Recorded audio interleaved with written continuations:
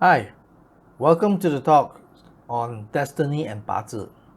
My name is Alan Chong, and I'm going to bring you through this seminar about Bazi and Destiny. Now, in this presentation or talk here, what I'm going to do is that I'm going to answer three most important questions about destiny and how it is related to Bazi. Right? Bazi is a Chinese astrology tool to read a little bit about our destiny. Okay, so now we want to see the correlation between destiny and Bazi. So the first question is we want to answer is, what is destiny? And what does it does to us? Right? And can we manage it? And to what extent we can manage our destiny? So this whole talk is centered on these three major questions. Okay? If we look at dictionary define the word destiny as the events that will necessarily happen to a particular person or thing in the future. So it gives us a connotation that life to some extent is so-called foretold or to a certain large extent predefined. Now, if this is the thing, then our most important or interesting question would be, how much are we in control? Correct? That's what we want to know. Because what we cannot control, there's nothing much we can do about it.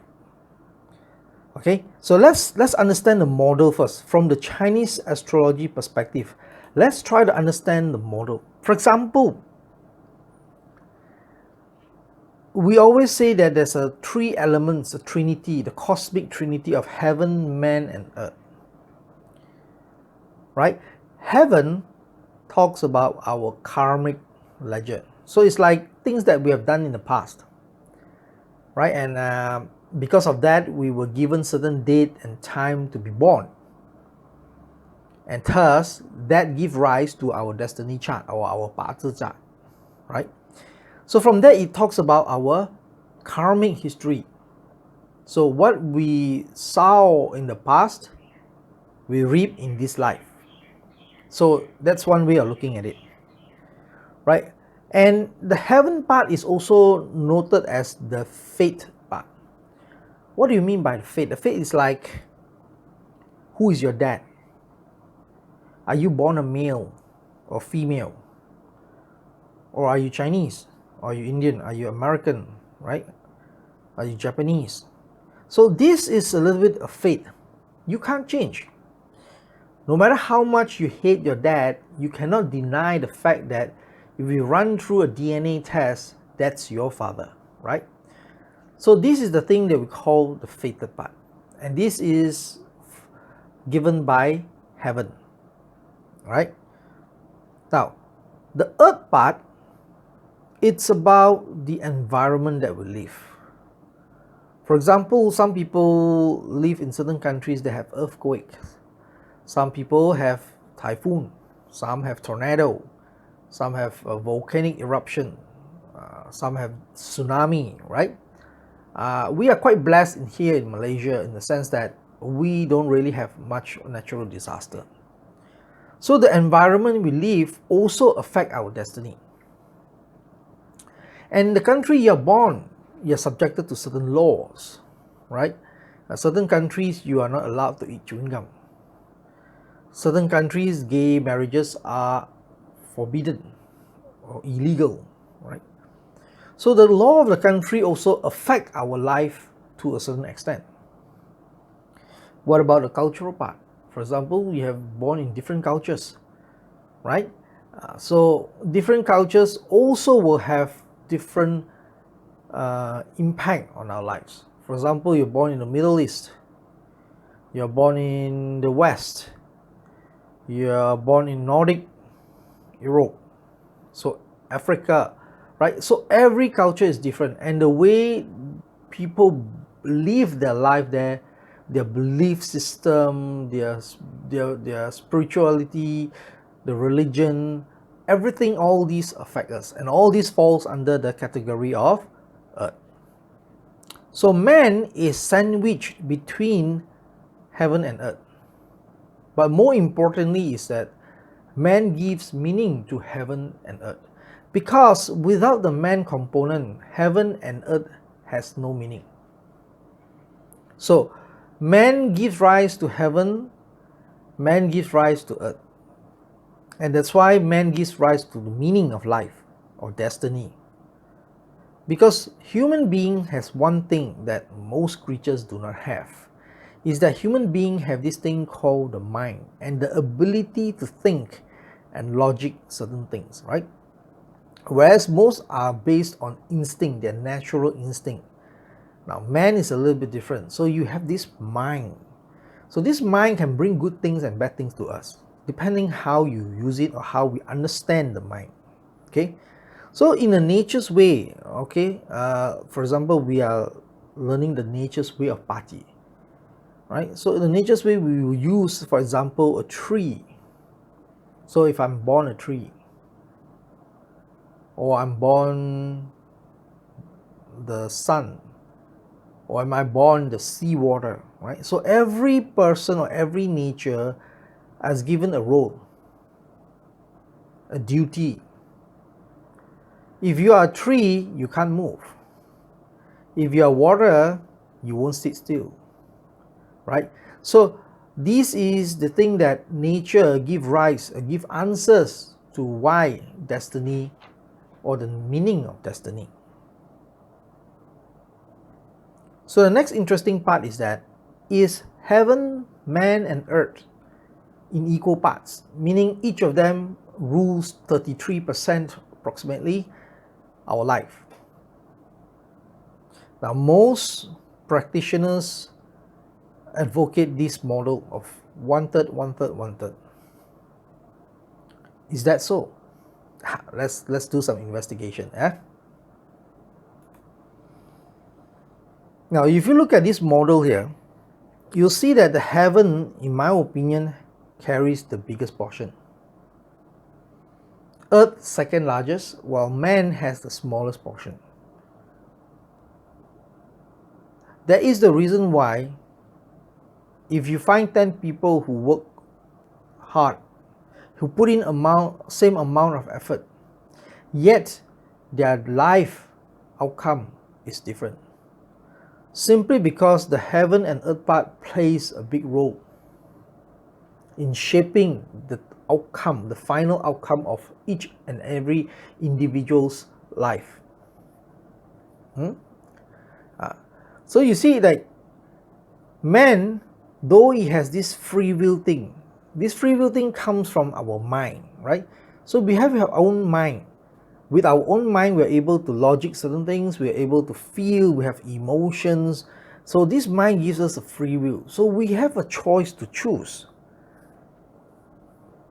And of course, some people may not agree, right? They might agree that life is 1/3, 1/3, 1/3. Maybe because that gives man more leeway to play about, rather than if I were to look at this model, it seems like man is only holding a very, very small percentage, or things that he can control is really, really very little, right? So this is different perspective, because if you talk to a person who is born with a silver spoon in a rich family, goes to the best school, he comes back, he never had to work. He joined the father's company and he's the vice president now at the age of maybe 20s, early 20s, right? Versus if you talk to a man who had suffered all his life, tried very hard, worked very hard, but everything goes against him.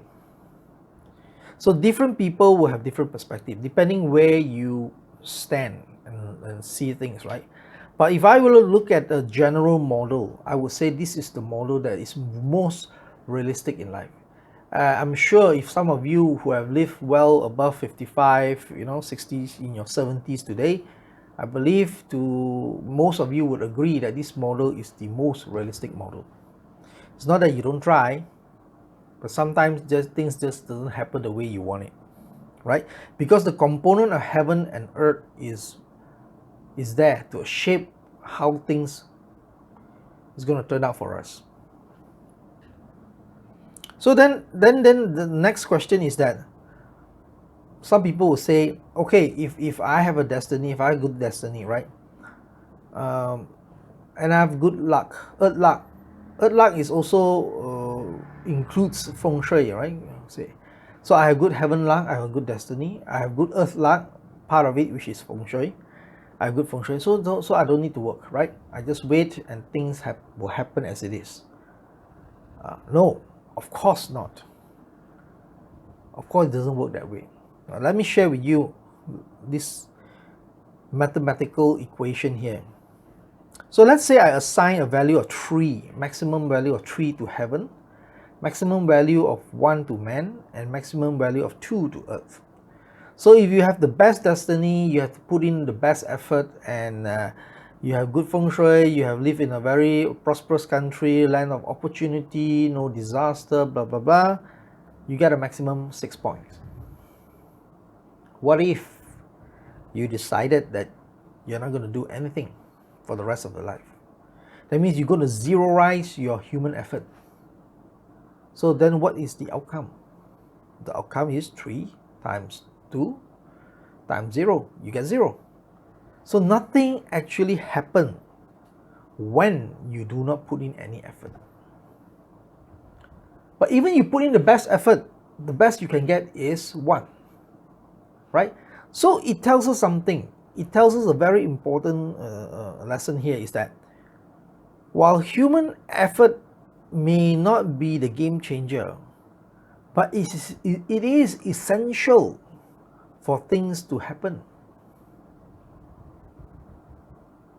Because without human effort, nothing happens. So let's take another model. Let's say I halved my effort.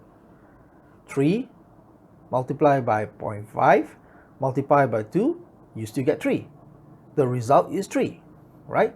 So human effort is important, no doubt. But whether you go higher on the scale nearer to the 6 point or lower portion of it nearer to the 0 point, very much is not determined by the man effort. It's mainly determined by heaven and earth. So a more realistic model is like, if you have an average Bazi, you have a heaven luck of 1. You put in maximum best effort, 1. You live in a land of, well, a country that is growing, there are opportunities, right? Maybe your house Feng Shui is not too bad, you get 1.2. So the end of the day, your total outcome becomes 1.2. You see? If your heaven luck goes down to 1 and your earth luck is only 1.2, your total outcome is 1.2, assuming you put in best man effort. Now this is the model I believe is the most realistic model that reflects our destiny. So while people say, oh, then if I put in my best effort, that's the maximum I can get, 1. But what if you don't put in your best effort? You get even worse than 1, right? So it's a choice. That's why we have a mind that gives us a free will to decide whether you're going to do good or you're going to do bad today. Either action that you choose, you got to pick up the consequences that come along with it, right? So that's the model. So in the words of Stephen R. Covey, it's like saying that what is our circle of concerns and what is our circle of influence? Our circle of concerns are things that we cannot handle, that we cannot influence, we cannot do nothing about it. But within the circle of influence is us, we, the man. We make some choices. We decide how much effort we're going to put in, right? And we can do certain things to improve or enlarge this circle of influence. And in doing so, your circle of concern will constrict. Now, what do I mean by that? Okay, as we go along, I believe you will understand better. Okay, that is the reason why we learn Bazi. The reason we learn Bazi is to expand our circle of influence through understanding who we are, what are our strengths, what can we do to minimize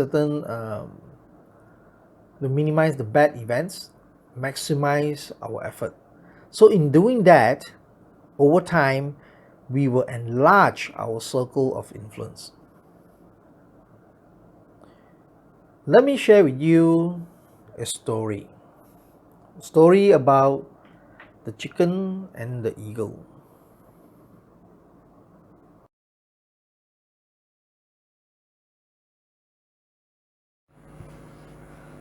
One day a farmer was walking around and he saw a baby eagle on the ground. So this farmer picked up the baby eagle and took him back to the farm and placed this eagle together with all the other chickens in his farm. And this chicken and the eagle grew up together. And this eagle started to behave like a chicken. He never knew how to fly, right? And he eat like a chicken. He virtually behaves everything like a chicken.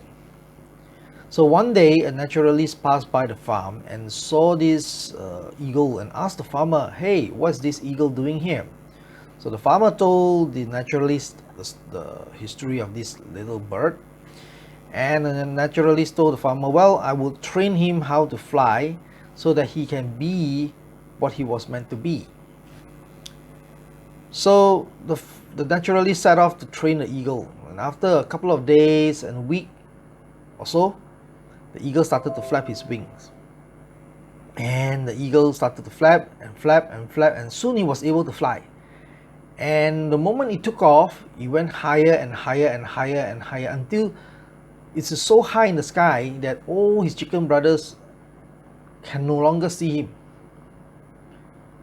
So all these chickens started to be very happy and excited and say, "Hey, how I wish we could fly like our friend." So they gathered around and said, "How can we do that? You know, he could fly. We would like to fly like him, high in the skies, with all the freedom." So the chicken discussed among themselves and decided, let's find a way. Maybe we can do that. Then a motivation guru came by the farm. And all these chickens were very excited and asked the guru, "Hey guru, I wish to fly like my friend the eagle, high in the skies. Do you think we can do that?" Naturally, the motivation guru told this group of chickens that, "Yeah, sure. What you can visualize, you can be. All you need to do, you have a strong will, you have a vision and a desire to fly, you can fly. All you need is just some skills, how to fly, to know how to fly." So the chickens were very excited and asked the guru, "So what can we do?" The guru said, "Yeah, sure. Show me the money and I'll teach you how to fly." So he went on.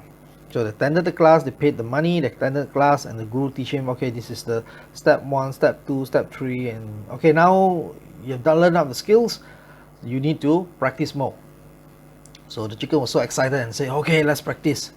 So they practiced for 1 week, 2 weeks, 3 weeks, 4 weeks, 5 weeks, and by the 6th week, they managed to fly to the bottom of the branch of the tree. And they were wondering why it took us so long. The eagle only had 1 week of training and he could fly. But why it took us so long, 6 weeks, and we just only reached the bottom of the tree, the lowest branch of the tree. Then they started to motivate each other, you know. So everyone giving each other a pep talk, and then they continue training. Work harder, harder, harder, harder, harder. A few weeks passed by, they managed to fly a little bit higher, now to the top of the tree. And by this time, they start to realize, after months of training, that's as far as they can go. And they were a little bit demotivated. And then finally, a sage passed by the farm. And all the chickens met the sage and say, "Hi, the wise man, I would like to ask you." So they told him about the story of the eagle, and and how they went through with the motivation guru, how they were taught how to fly, they learned all the techniques, they perfected the techniques, and blah blah blah. And so the question is, why aren't they still able to fly like an eagle? So the sage looked at the chickens and laughed and said, "Haha, well, you are a chicken. You're not an eagle. Your friend was born an eagle. He was meant to fly." The chicken looked at the sage and was a little bit demotivated, and for a moment they could not wanted to accept or to swallow whatever the fact that the sage have told them. So ignoring the words of the wise man, this bunch of chicken continued their training rigorously. And one day a swarm of locusts came to the farm and started to eat the farmer's crops. And the farmer went around looking for his chickens to kill.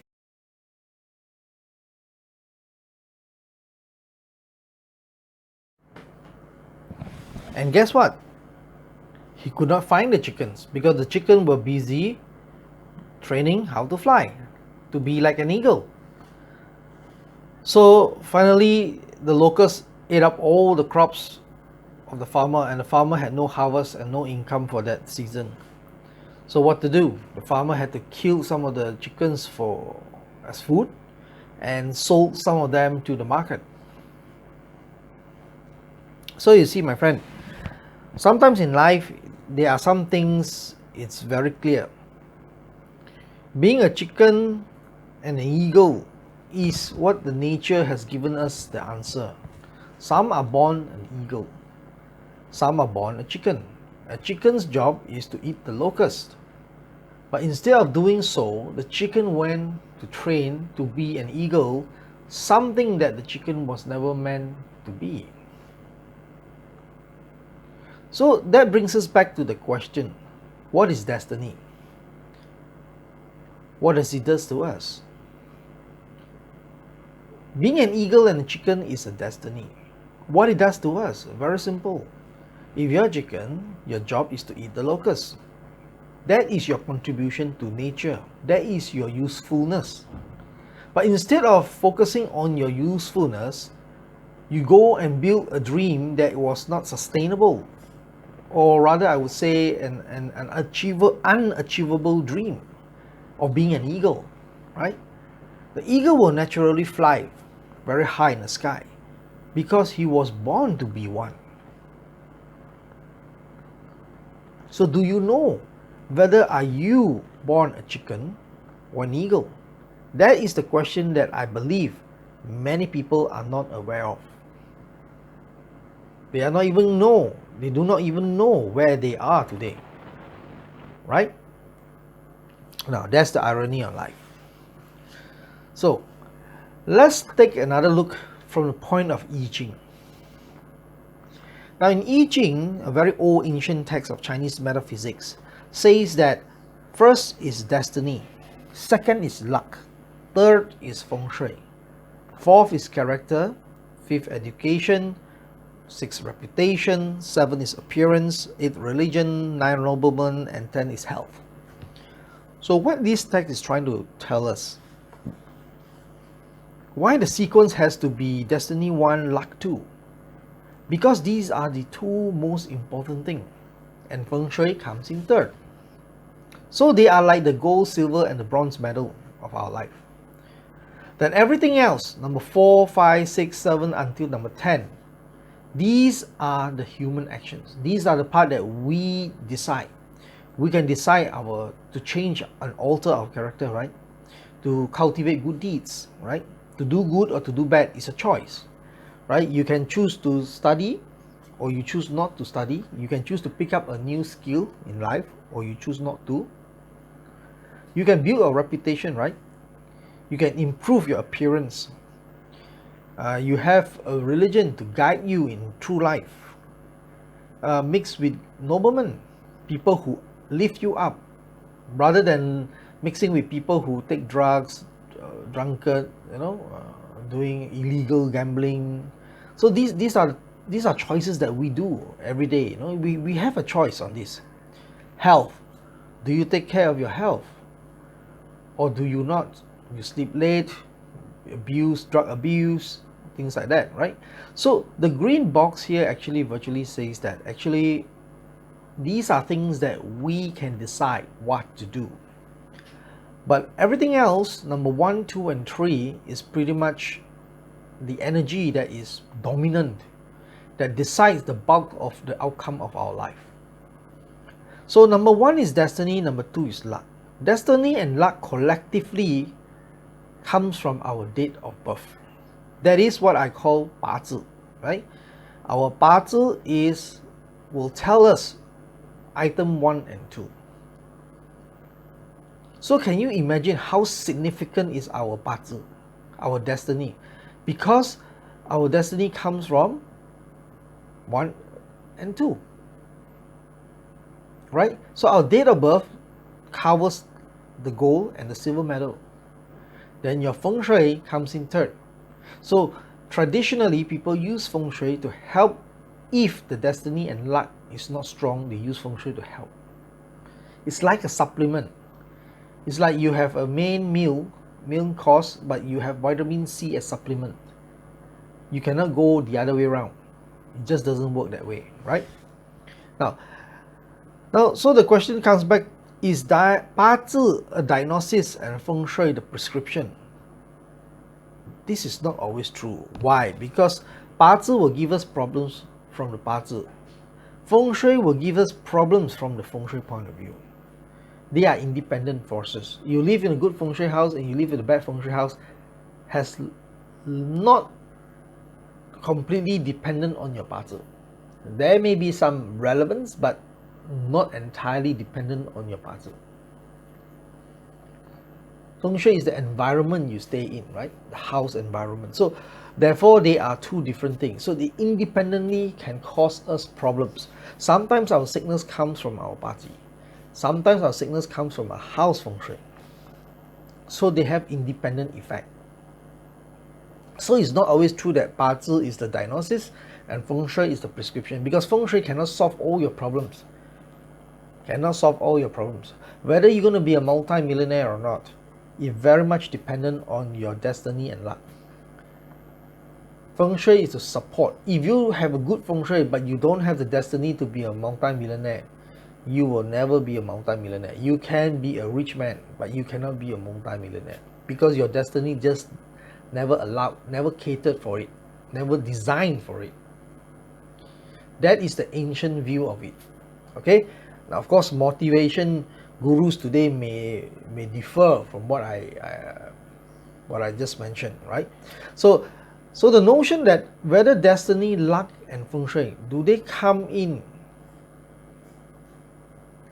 equal, 1/3, 1/3, 1/3? This one, as I said, I have explained earlier, right?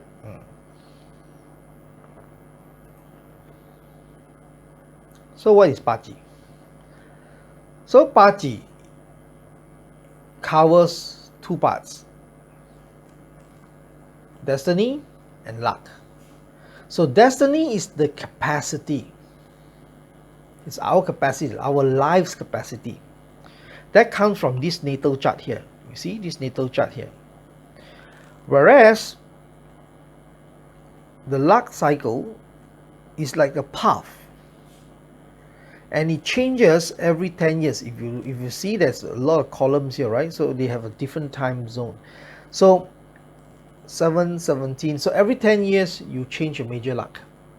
So the major luck is like a path. So how does that come into the picture? So maybe your destiny, you're designed as a jeep. A jeep is to climb the hills. A sports car is to cruise the roads. They are different function. They're designed for different purposes, right? So sports car is designed for speed, whereas the Jeep is designed for torque, power, right? So they have different usage. That comes from our destiny. Now, path is like, luck is like a path. Sometimes when we are in good luck, it's like we are going through a straight tar road. When we are going through average luck, maybe you are going through a tar road, but there is a bit winding. So how fast can your sports car go if you're going on a winding road? Now the bad luck is like your sports car, but you're going through off-road. Well, the off-road is going to damage the car, number one. Number two is that the car cannot go very fast, right? Because it's off-road. So together, destiny and luck, the sides, the first two most significant factor in the outcome of our life, or you call it destiny as a whole, right? This is the nature of how this thing comes in, and all these things can be derived from where? From the date of birth and the time of birth when we were born. So what Bazi is answering us is this. So it helps us to identify who are we, who am I, right? And who am I actually define our capacity. That means to say that, am I born a chicken or am I born an eagle? So once you understand who you are really, your ability, your capacity, your strengths, your weaknesses, and this and that, and what does your life have been installed for you since birth, then you can understand better what is your self-worth. So in a very simple term, for example, if I'm born an eagle, so my job is to fly. I don't want to live my life like a chicken, you know.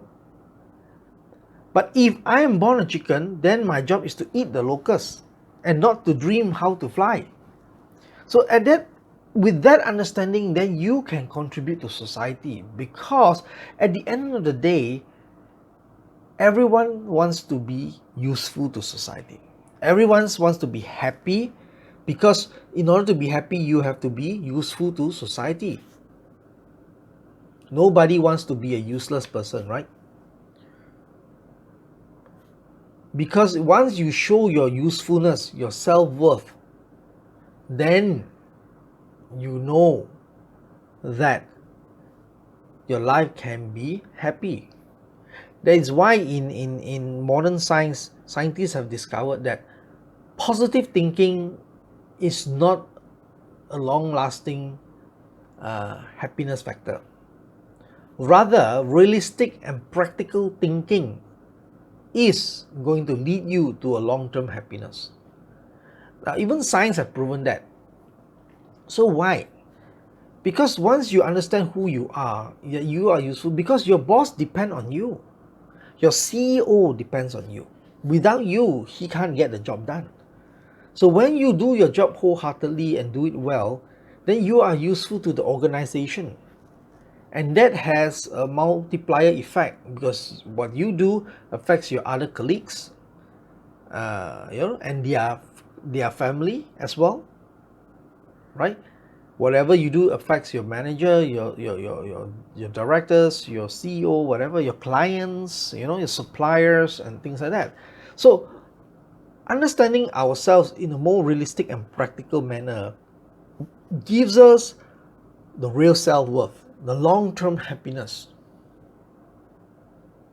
When you have this happiness, you have understanding of this thing, I'm sure life is never short of money. That's something that I think that even every religion have already said. Once you are able to achieve this, your life will never be short of money. And this can only happen through cultivation. So the cultivation part is where we do the improvement. Now, when I talk about improvement here, I'm not talking about 2 weeks duration or 1 year duration. I'm talking a lifetime. Along the way, we have different challenges, and we have to improve ourselves accordingly. Because remember, we have different luck cycles. So different luck cycle bring us different challenges. So from there, you understand your worth and your luck cycle and everything else, you can start your cultivation. And that is the whole purpose in life. You see, the thing is that in life we are not racing against anyone else. The real challenge is, the real obstacle is us, we ourselves. I'm not going to race with the ego, you know. But my job is to be a better at what I do. I'm more efficient in eating locust, right? I protect the crops of my boss, the farmer. So that is my job. So that is true cultivation, right? So long-lasting happiness comes from realistic and practical thinking, not from positive thinking. Positive thinking gives you that little short-term, quick effect of feeling good. Yeah, sometimes we do need positive thinking, but if you want long-term happiness, then you have to understand that realistic and practical thinking is more sustainable and reliable. Okay, that is why in the Bazi study we have two main different view. One is a traditionalist view that we centered our destiny on this thing called useful God.